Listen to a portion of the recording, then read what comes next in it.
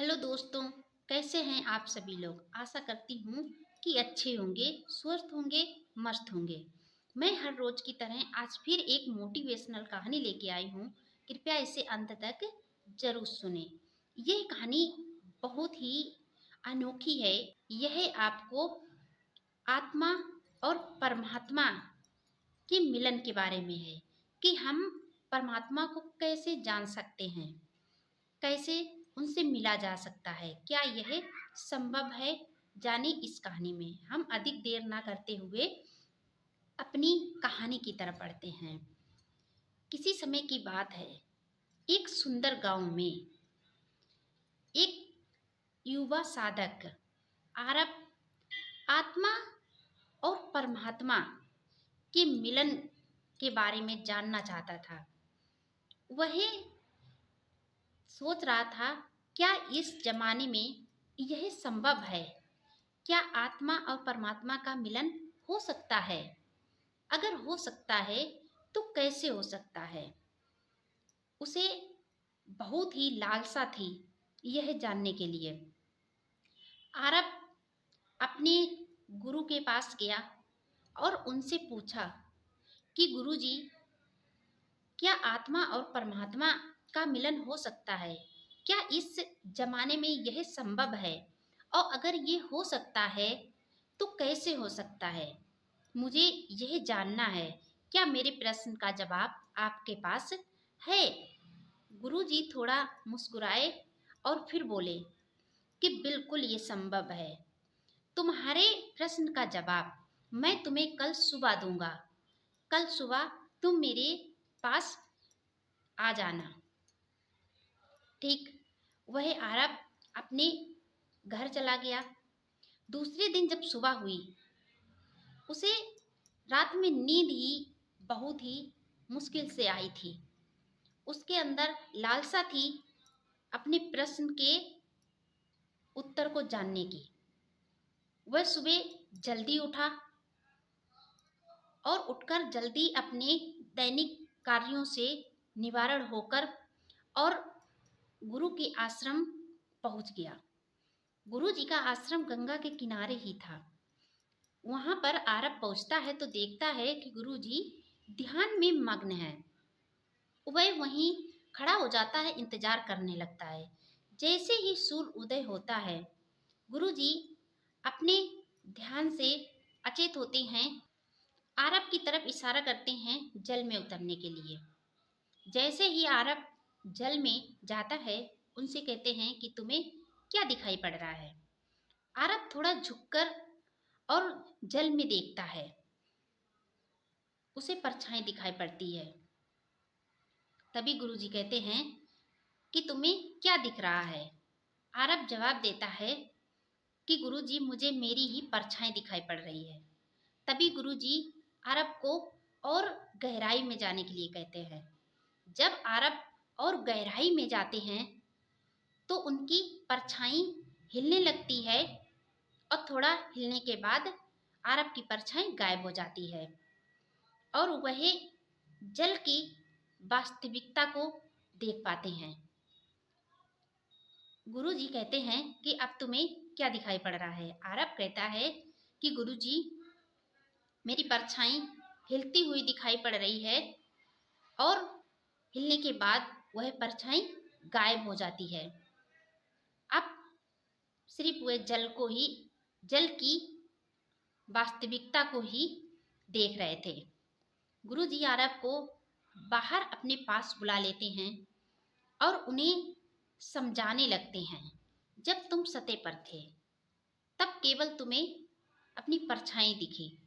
जैसे जैसे तुम पानी की गहराई में गए, वह परछाई गायब हो गई और तुम जल की वास्तविकता को देख पाए।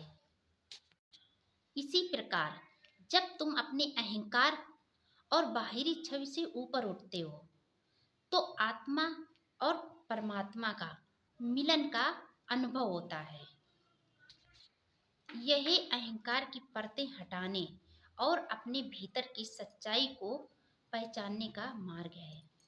आरब ने झुककर गुरु के चरण स्पर्श किए और वह समझ गया कि आत्मा और परमात्मा का मिलन भीतर की शुद्धता और गहराई से होता है।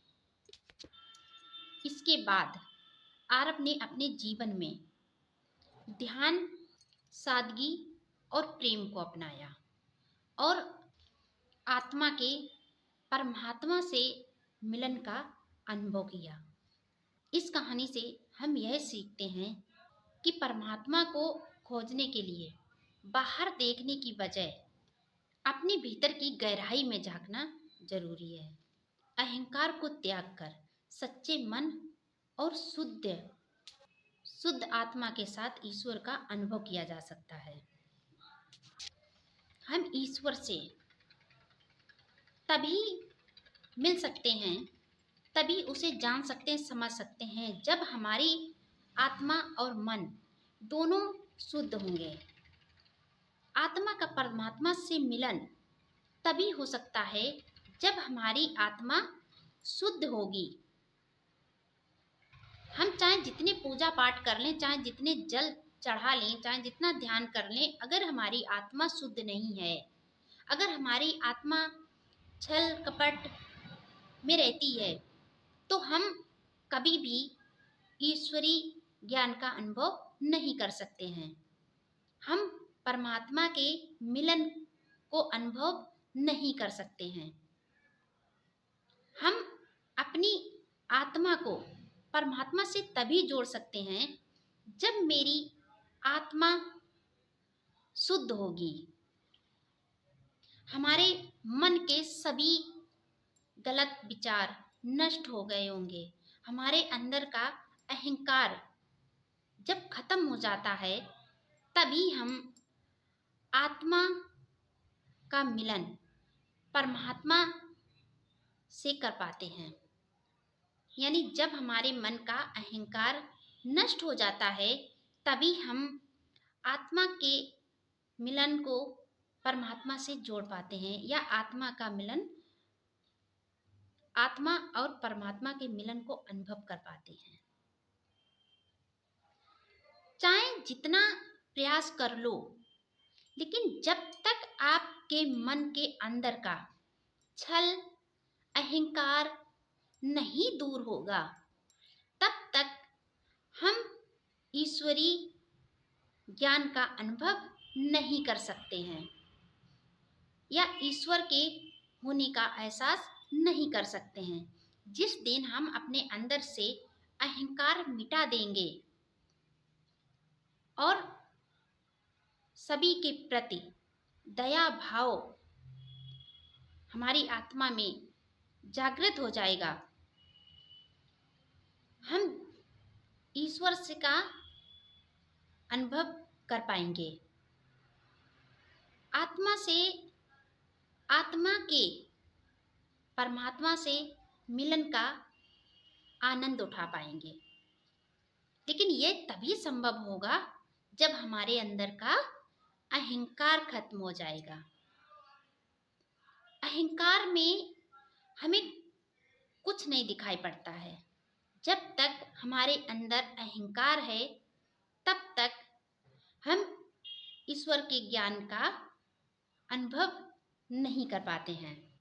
अगर हमें ईश्वर को जानना है, उसे अपने हृदय की आंखों से देखना है, तो सबसे पहले हमें अपने अंदर के अहंकार को मिटाना होगा। अहंकार ही सबसे बड़ा बाधक है आत्मा और परमात्मा के मिलन के बीच का। आपका एक लाइक हमें अगला वीडियो बनाने के लिए मोटिवेट करता है। इसीलिए वीडियो अंत तक सुने और लाइक शेयर कमेंट जरूर करें कि वीडियो कैसा लगा आपको।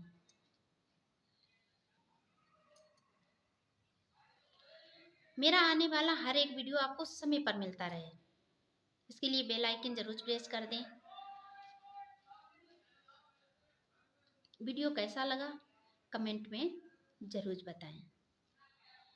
वीडियो अंत तक सुनने के लिए आपका बहुत बहुत धन्यवाद।